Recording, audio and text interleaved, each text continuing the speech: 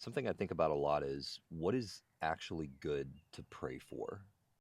There's this section in Second Kings where King Hezekiah gets really sick, and the prophet comes and tells him that he's going to die. And so he prays vehemently before the Lord that he would live. And so the prophet comes back and says that the Lord has heard your prayer and he's going to add 15 years to your life.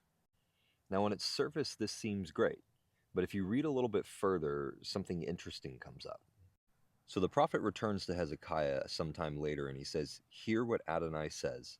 The day will come when everything in your palace, along with everything your ancestors stored up until today, will be carried off to Babel. Nothing will be left, says Adonai. They will carry off some of your descendants and your offspring, and they will be made eunuchs, serving in the palace of the king of Babel." Hezekiah said to Yeshayahu, "The word of Adonai which you have just given to me is good." He thought, "Isn't it, though?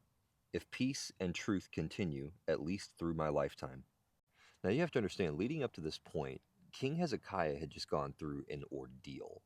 The king of Asher, which was the most powerful king in the land at the time, had sent servants to Israel and had their servants basically tell all of the people that Hezekiah is wrong about the fact that Adonai is going to deliver them, and they need to basically overthrow him. And if they will just go with the king of Asher, then everything will be okay, and they won't have any issues. But if they resist the king of Asher because of King Hezekiah, then all kinds of awful things are going to happen.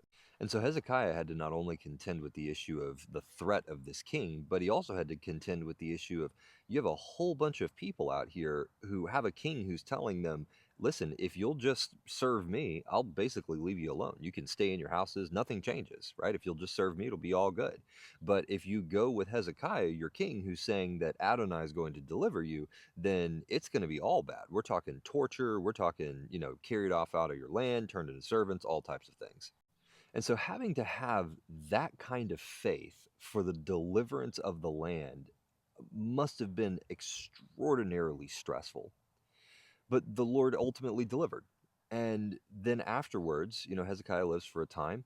He gets sick. The prophet tells him he's going to die. He gets the additional 15 years. But then the prophet comes and tells him that ultimately another king is going to come and actually finish what had been started that he had staved off. And so I look at the situation and I find myself wondering, what was the benefit of praying for additional time? You get an additional 15 years, but then you have to live with the knowledge that everything that you just accomplished, that all of that holding of faith in order to see your generation be delivered, is all just going to be undone in the next generation. Now, my aim isn't to evaluate whether Hezekiah should have prayed for more time or not prayed for more time. That's not the point. But what it makes me think about is the fact that when we pray, we don't fully understand the outcomes of the things that we ask for. And so, while I'm not advocating that we shouldn't ask for things, I'm recognizing the fact that if I'm going to pray for something, the safest thing I could pray for is for God's will to be done.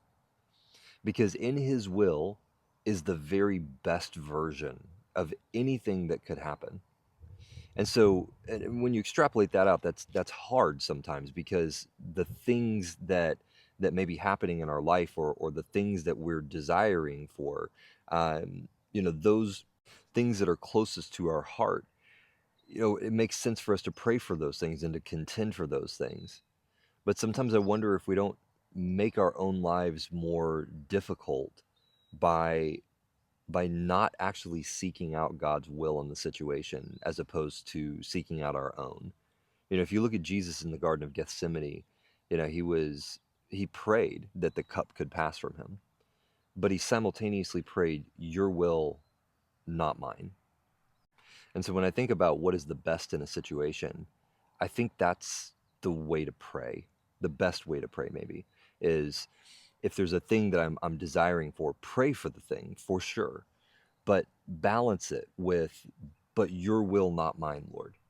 I'm expressing my heart to you, God, but ultimately I trust that your will is better than anything that I would will."